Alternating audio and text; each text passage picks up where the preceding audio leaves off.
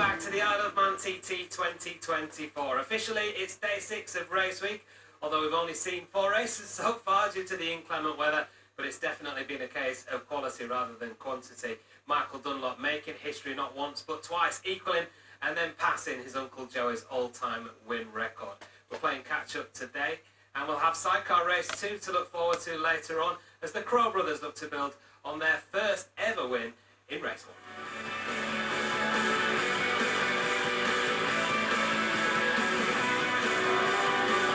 Here are your leaders that Arminor are really at. But it's all about these two, the Crowe brothers. It is a first TT win for Ryan and Callum Crowe at home. What a brilliant result. Their whole family, the whole island will be proud of them. But first up, action from the RL360 Superstock Race 1, a class that's been dominated in recent years by Peter Hickman, who set the fastest ever lap around the mountain course in race 2 last year.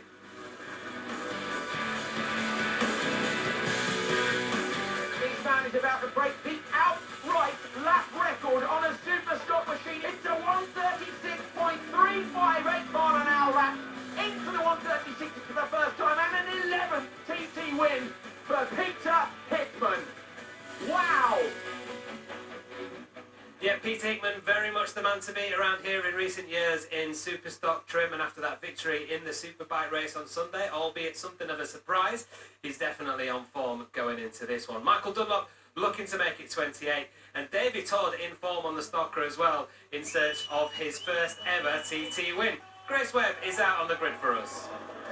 I am stood next to bike number 1 that will be ridden by the legend that is John McGuinness. We'll just see if we can get a few thoughts from the man himself about how comfortable that Fireblade's feeling. Are you looking forward to the stock race?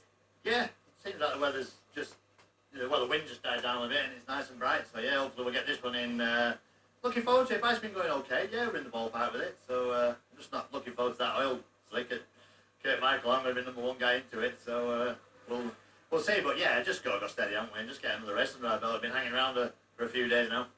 Yeah, it'd be good to get one underway. Good luck for it, John. Thank you.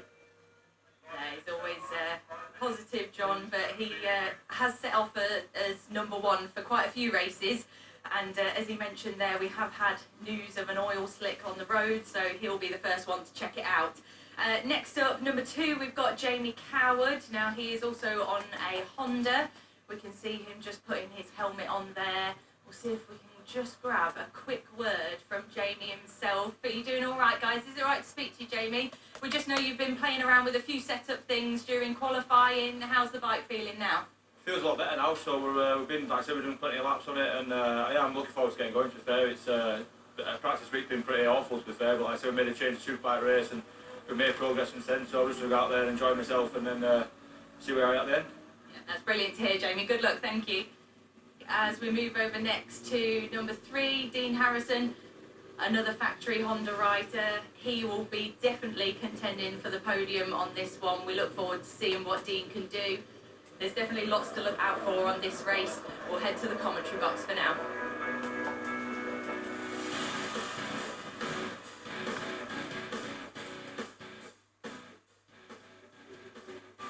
Here we go then, time to get Superstock underway. It's the last, of course, of our solo categories to take to the start line of this famous course around the Isle of Man, 37.73 miles. These machines, don't forget, are incredibly quick. The outright lap record around here held by Hickman still. Starting with the number 1, the man, the legend, John McGuinness, launches the Honda down towards Bray Hill. Rolling up to the line next, Jamie Coward. There's the tap on the shoulder. Cameron Donald.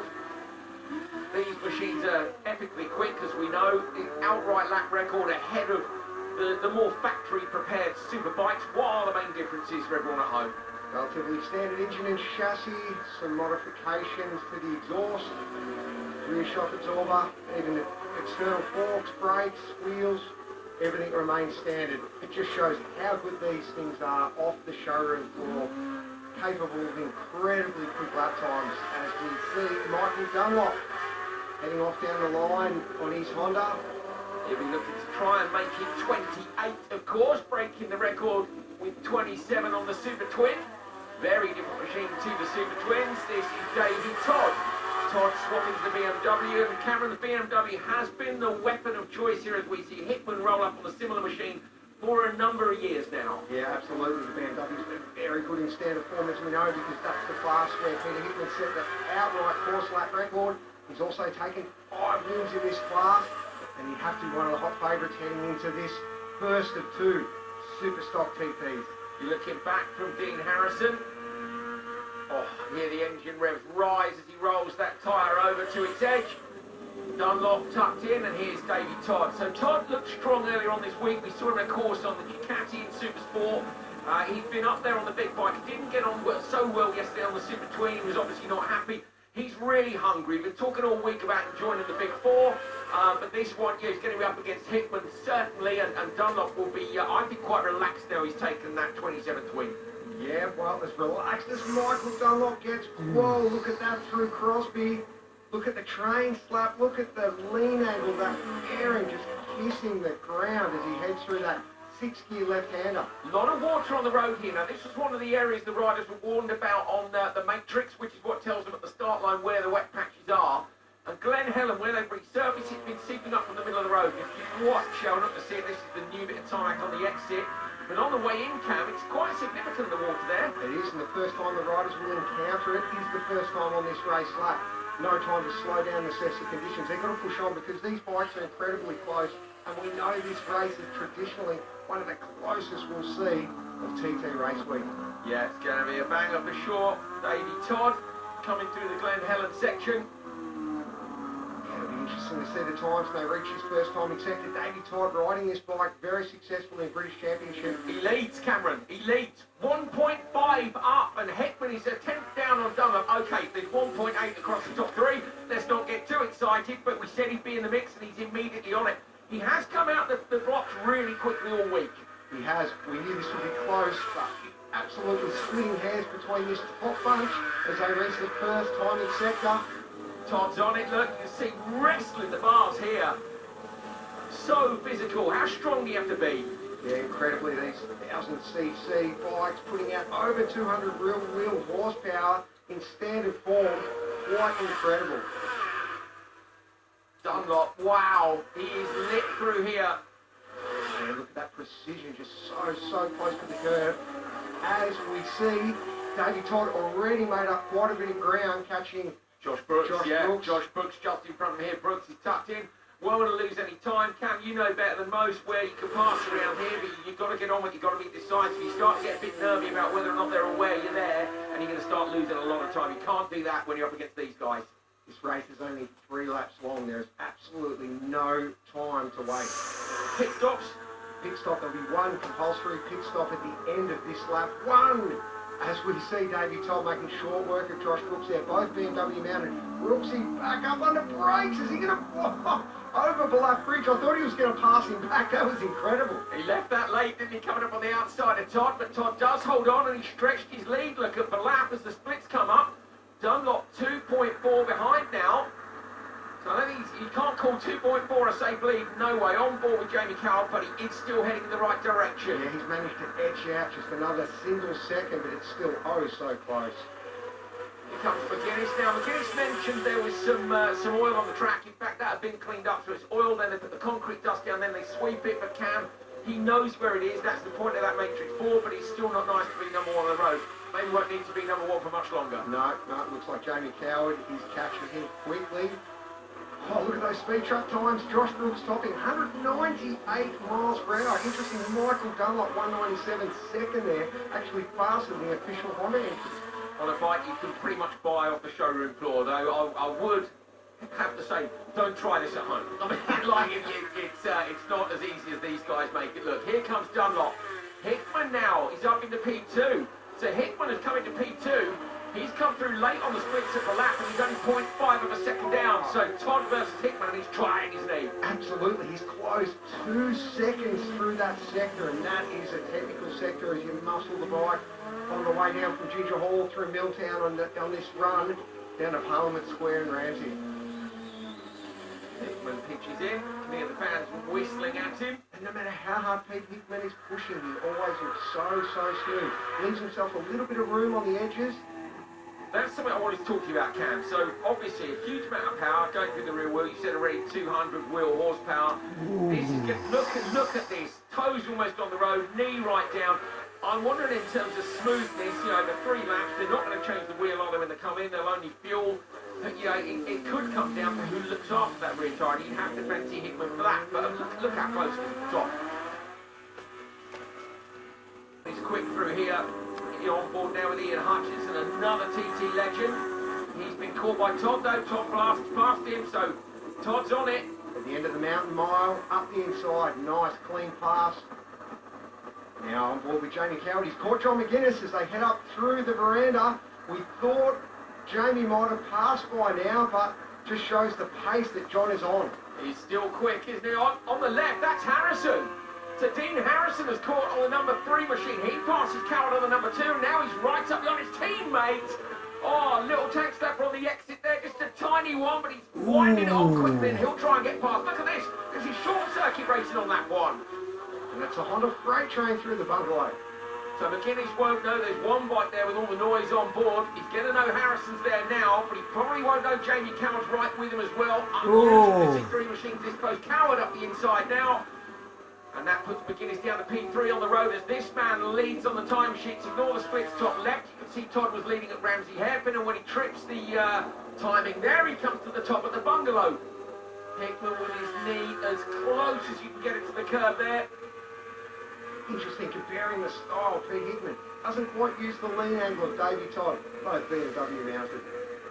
Well, here is Hickman, winner of the last 5 Superstock encounters on that BMW, and here is Davey Todd on the similar machine through Cronkney Motor. It really suits him, Cam, and now Hickman's got someone on the same machinery who's hungry for a win. It's going to be a good scrap. Yeah, Pete Hickman is going to have to earn this one. Bring for your camera, Davey Todd. You see that real Mexler working in what looks like ideal conditions. Steve Plater in the pits. Yeah, thanks, mate. Obviously, we're waiting here. Here we go. You can see the distance. The boys coming in. There's Harris. There's Coward. Behind there, we've got another rider coming in. I think that is John McGuinness. That's a busy pit for Honda. They're all coming in. Coward straight down below us. Do you know what? There's hardly any flies on the screen. You might not see him bothering changing vices again. Here's Michael coming in now, look, on the pit lane, Limiter, Hillier straight behind him. The guys are waving. I can't see a visor man in there. Hardly any flies on Michael's bike again. There's Toddy straight behind us coming in now. Denver's there's waving, got his hand in the air just to make sure he's right. Obviously this has to be a really, really slick. Here comes Hickey in the background, the guys are waving. This will be a typically relaxed pit stop. Oh, yeah, a little bit unstable on the brakes, but again, no visor change. They're just cleaning the screen. They'll be filling. You can see Daz is just having a word there with Hickey, and we're just filling him in exactly what's going on the track, and he'll know he has to push. There you go. There's number 10 going back on the road. Back to you, boys. Talk us through it. Well, very fast pit stop for Hillier. Not quite so quick for Hickman. Todd leads. 2 laps to go.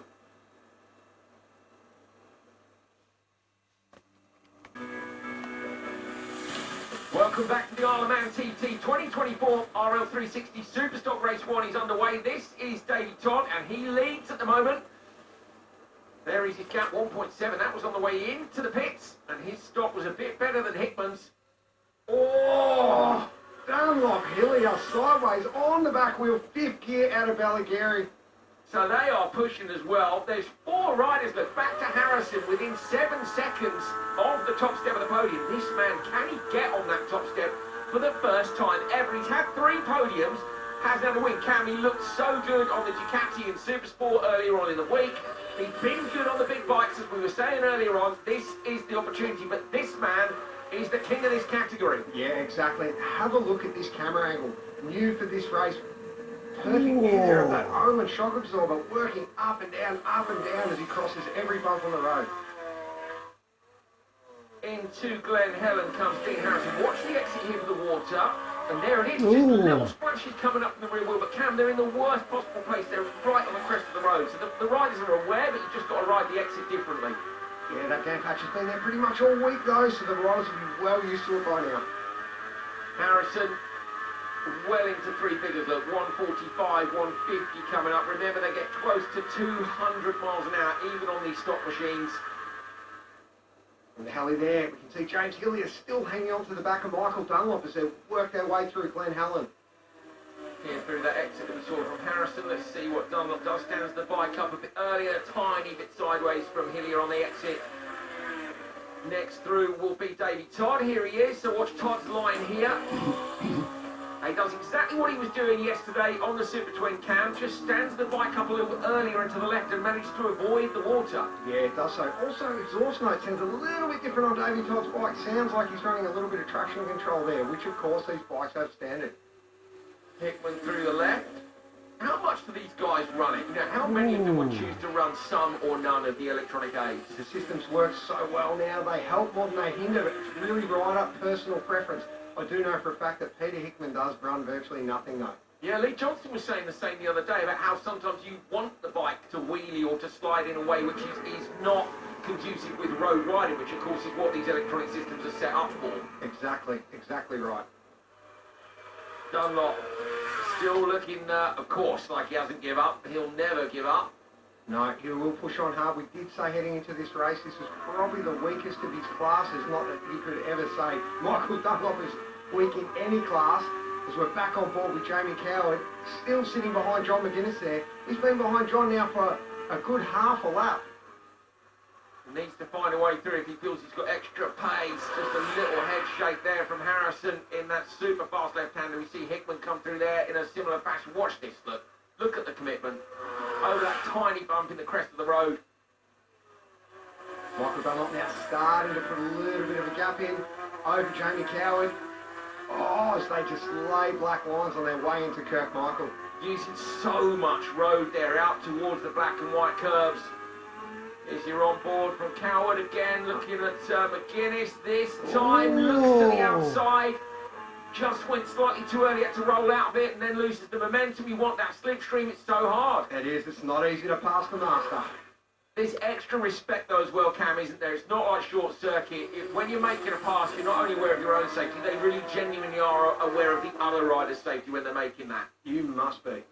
Well, there's the answer to our question. 4.7 seconds is the combined gap now between the pit stop and the run to Glen Helen. Coward pulls out of the slipstream now from John McGuinness, and look, he hasn't got the legs, so the Honda has still got enough power to hold McGuinness up there, 183 miles an hour. That's Connor Cummins, and now back to Dean Harrison. Oh, I love this view. It just shows how physical the riders must be. Literally never sitting still for more than a second around the entire lap. And barely any time to blink either. The speed through here is just insane, isn't it? Late, roll it off. Leaning and back on all the bus stop on the outside as well. Anywhere you can sneak a bit of extra track, find that bit of extra lap time. Now through Parliament Square for the second time. Short shifted there on the exit. Is that still wheel spin? Yeah, you do. It's first gear down in that, one of the slowest parts of the track. You really do have to take it easy when you open the tap in first, drop it straight in a second, power up towards Mayhill. Oh, Dunlop, even more of the bus stop. That is about the track limit there. Wow. Put off MotoGP-esque on his way into Parliament Square on the brakes. Brilliant. Behind him is James Hillier still, and now we're back to Hickman. Have a look at this camera angle, Adrian. Notice how Pete Hickman, it's just the tip of his toes on the foot pegs. Using that as leverage, feet right back up high on the pegs. On board with Coward, that's at the Ramsey hairpin. Oh, John's looked inside. back. Yeah, looked back and let him through on the inside line there, so he knew he was there. We never see the onboard through there, do we? It actually looks more open from the onboard than it does from the trackside camera. Yeah, it does. I think John might have let Jamie pass there. Now with Hutchie, 5 times winner in 1 week. Still the record, isn't it, is Ian Hutchinson's? Absolutely. And just fantastic to see him back out there again. Couldn't agree more. And remember, that was when there were only 6 solo races in a week. Could we see someone do 5 this week? Andrew, the gap is down from 4.7 down to 2.4 at Ramsey hairpin. So Hickman then has had notice that the gap's gone up and he's trying to make it go back down the other way. I'm sure Todd is going to get told that pretty quickly as well. Got a fight on our hands here. Harrison is not out of the running either. And neither is Dunlop, we know. But at the minute, Hickman and Todd in position at the top of your leaderboard. There they are. Look, Dunlop's okay. Harrison is now 4.8 off Dunlop, and Dunlop 4.6 off. So you can't count them out yet. But this is looking like Todd versus Hickman. Yeah, we've got two BMWs out front. We've got four Hondas having their own battle behind them. Up into the bungalow comes Jamie Cowell, behind him John McGuinness. Riding on board the rear-facing camera now, John McGuinness as he heads up Harwood Heights. See the pit board there on the side of the course, Andrew? Just letting John know where he is in race position. That's what I always wish. I want to see the pit boards. You know, I'd love to know. We occasionally catch a glimpse. We're lucky. We often get Dunlop to the exit of Craigny Bar. We often get Pete Hickman to the end of the Solby Straight. But I want to know what they say. You know, is there a word they put when it's super close? They often don't even know what rider they're in a battle with. And sometimes I think it would help you to know, like Hickman, he's up against Todd, who hasn't won. So, you know, it's psychologically, do you then think, I can take this? But they don't get the names. No, they don't. It's too much information to process. You've got to keep it short, sharp and simple. Hickman blasting up the mountain. He's done some damage to the lead. It's 2.1, so it's getting close. He's taken nibbled another few tenths away. So Hickman is closing down on Davey Todd as we come towards the end of lap 2. Is he going to nick it from him? Todd will be desperate to hold on and say he's going to get aboard at some point, which is going to tell him the gap's been halved. You've got to push. Oh, not many can hold Peter Hickman's pace over the mountain, so for Davey Todd to only lose a couple of tenths shows how well he's going. Certainly does. Here comes Ian Hutchinson again. Riding the Malenko by Patrick's machine. Little short shift, same as we saw from John McGuinness when we were on board just a few moments ago. And coming towards the end of this second lap. Remember, no pit stops this time round. Let's see who's going to terrify our man in the pit lane. Down to you, Steve. Yeah, thanks, mate. I'm getting quite nervous. Here we go. Here's the Hondas coming into sight. Dean Harrison first. Here we go. Things usually nice and bright. He don't come too close. But just looking back up there, the Hondas, the helicopter's up and over. Do you know what? It's quite windy and blustery down here. I think we've got McGuinness coming next. Again, the Hondas. Yep, here we go. Coward first. I'm speechless. I need to have a word with Coward. And John, here we go. Here's Monday. He gets closer every flipping lap. Right. Where's the leaders? We're looking up the road. Here we go. Who we got now? Here we go. It's just past Hillier. Get in there, my son.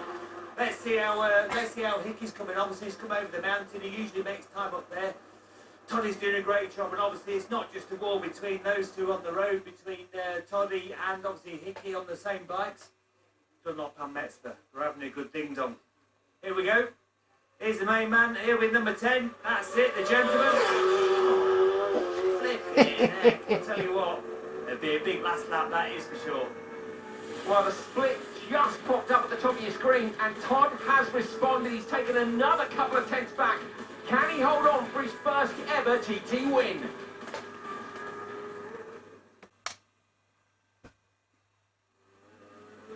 We are in the closing stages of the Oriole 360 Superstock race here. Davey Todd, who you ride on board with, is leading.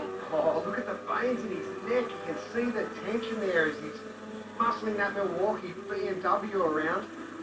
Just the amount of effort, like you were saying earlier, Cam, they never get to rest, and especially not through here, through Glen Helen. Up the exit, he goes on that tight line, completely avoids the wet this time. He stays inside the white line, and then runs just past the grass bank. This is coming into Glen Helen. Hickman, his rival, for the lead. The gap was 2.5. Hickman runs over the water, out towards the RST barriers on the outside. Oh, you can see Peter Hickman starting to use a little more road. He's really pushing on. And another 2 tenths taken out of that lead from Davey Todd. Both those riders, BMW mounted. Peter Hickman's running Dunlops. Davey Todd's on the Metzler. Could that come on to play in this last lap when they'll certainly be asking everything of those rear tyres? They've got different riding styles too. We've spoken a number of times about Hickman being very smooth. Todd may be a little more aggressive. It's only 3 laps, Cam, but is it going to come down to who's got more left in that rear tyre? Who could pick it between these two? We've got Davey Todd. He's leading the British Superstock Championship. He knows his bike inside out. Pete Hickman has won 14 TTs. He's been in this position on the last lap before. It's psychological, isn't it, for Todd? He knows he's coming and trying to hold on to one as he goes to the bottom of a Gary. You see the bike kicking away through there. The commitment is unreal. And, you know, can he hold on? Can he mentally just make sure he doesn't crack under the pressure? And he's Hickman thinking, you know what, I'll have a crack at him. At the end of the day, I think this one's going to come down to who wants it more. We know Todd was super hungry earlier in the week. Hickman's had that one win, but I don't think he was that satisfied, was he, with his Superbike win? A win's a win, and as he said on the day, you know, you've got to be at the finish line to win it. But everybody likes to win more when they really have to fight for it, and he's going to have to this time. Michael Dunlop right up behind John McGuinness coming through Ren Cullen. Narrow part of the course, not an easy section to follow right up. If you're going to follow anyone, might as well be John McGuinness. Oh, Dunlop with a big wheelie over the crest, back onto the throttle again now. Here is Todd. 2.3 the gap, it could not be closer, could it? Knee out, sits up.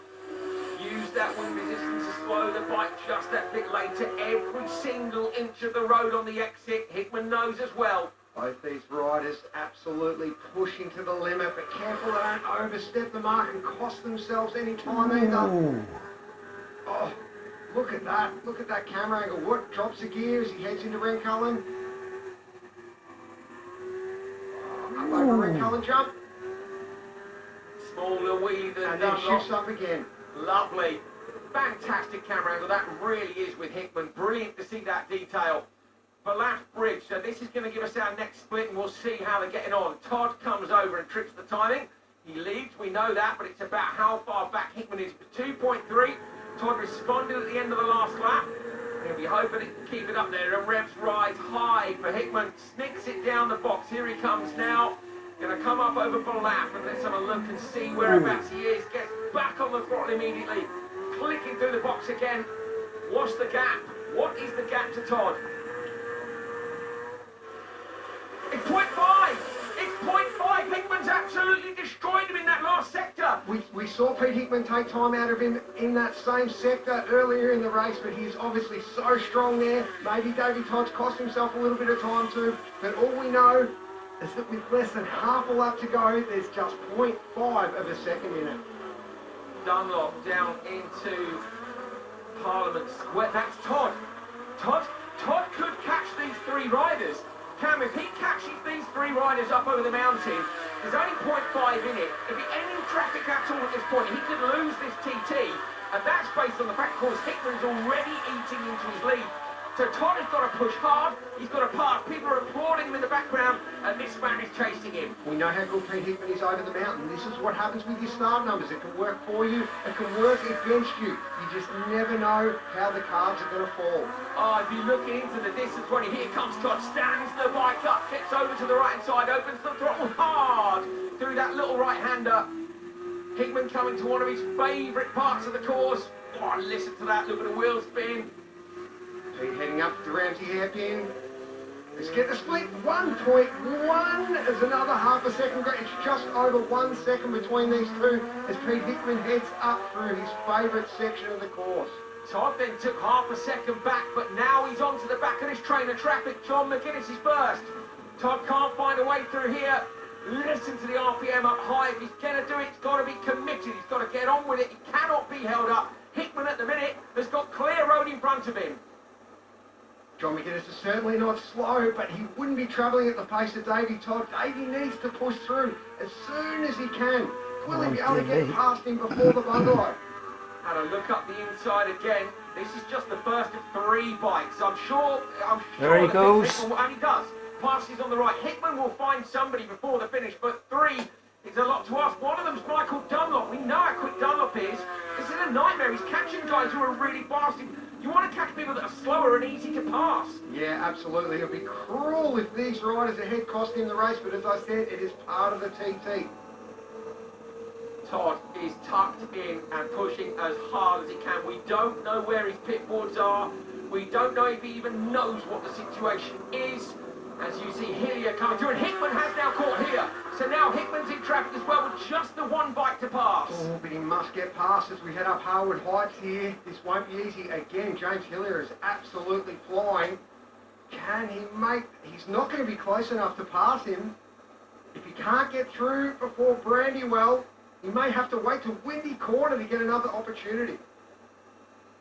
He has a look now over to the left, almost alongside on the left-hand side now, to the right, and Cam, yeah, there isn't any way through, is there here? The Duke's bends as you head down the hill here. The road is just so narrow, it's such a single line. Even if the rider ahead of you isn't holding the same pace.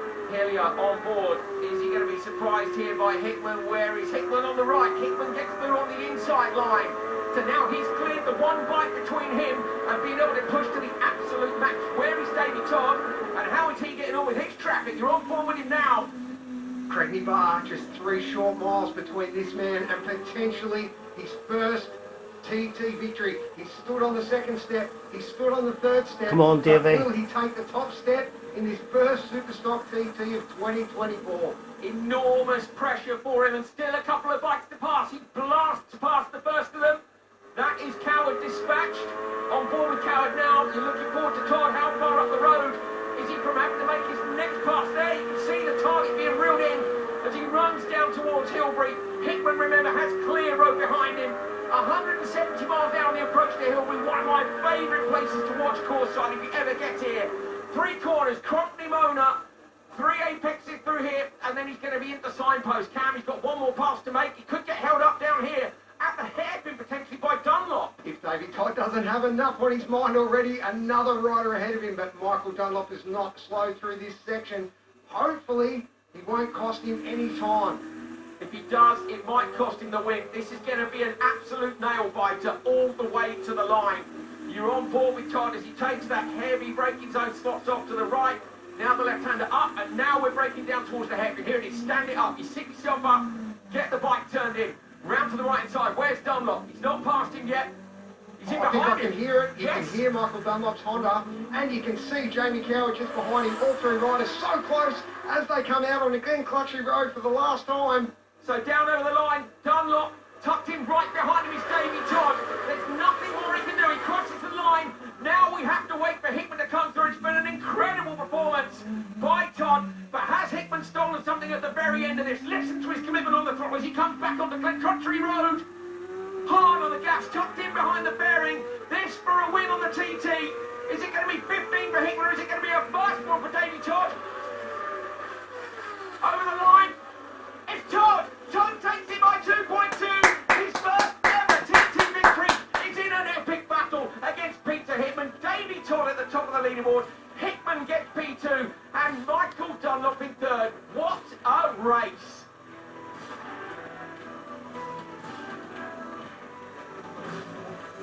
Davey Todd, a TT winner. How does that feel? The feeling's incredible, honestly. I just said I'm really struggling for words right now. It literally feels like a dream. I got to give it up to the Milwaukee BMW guys. They've had the faith in me this year and give me a fantastic bike to ride. I've been loving the Superstock bike all season long. It's probably the one I feel most at home on. It's why I've basically made my Superbike very similar to the Stocker. I love the BMW. It's such a good bike, and to get that first one's it's really special. And to do it in that way, battling with Hickey and Michael and all the boys, it's really special, honestly. Great for him, you know, fantastic for him. So congratulations, first TT win. I know what that feeling's all about, so he'll be super relieved. It's taken him a few years to do it, about the same as me. I think 5 years. I think that's the same as what it took me to win my first one. So yeah, congratulations to him. And it was a tight race. We've learned some bits from it. We'll come out a bit stronger in the next one.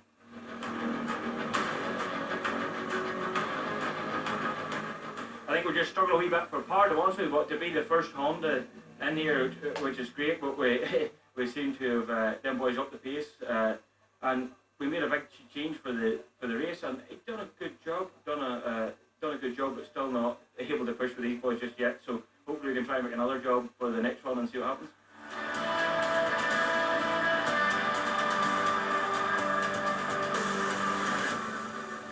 Absolutely brilliant scenes. Davey Todd breaking his duck here at the TT and breaking Peter Hickman's domination of the Superstock class. There's been a changing of the guard in the sidecars as well this year, with Ryan and Callum Crowe taking their first ever win in race 1. Find out if they could make it a double after the break.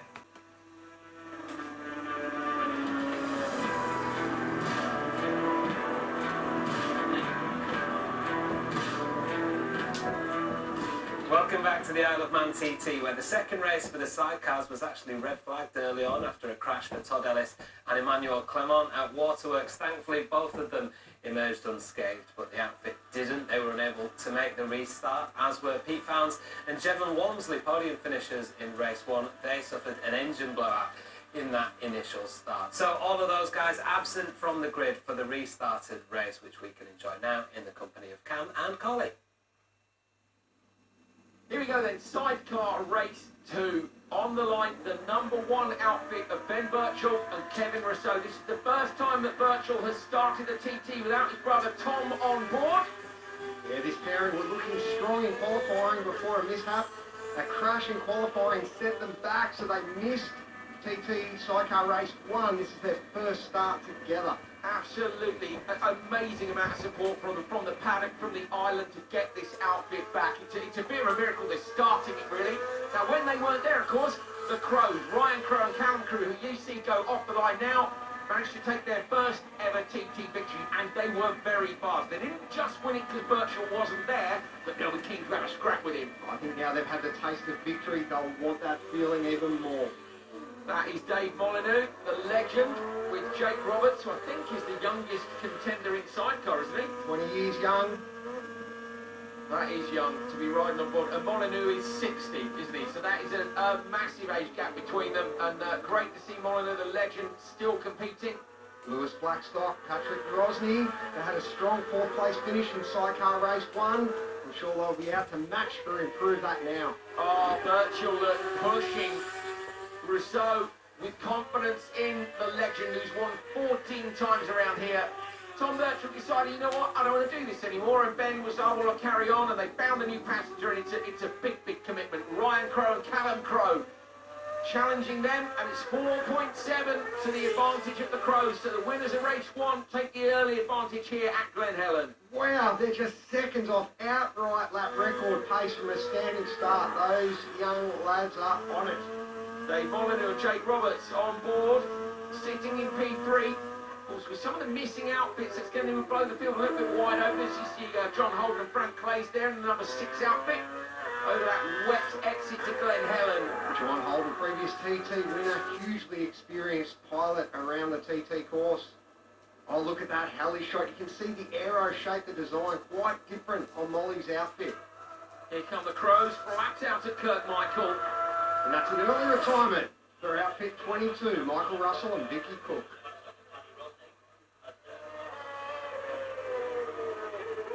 You're on lap 2, and those are your leaders in the background. The Crowe brothers finally catching up with Birchall and Rousseau.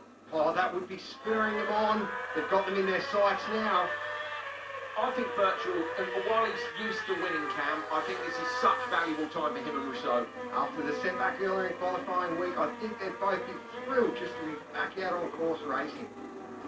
Here are your winners from race 1. Are they going to be double winners here in race 2? What a weekend for them at home.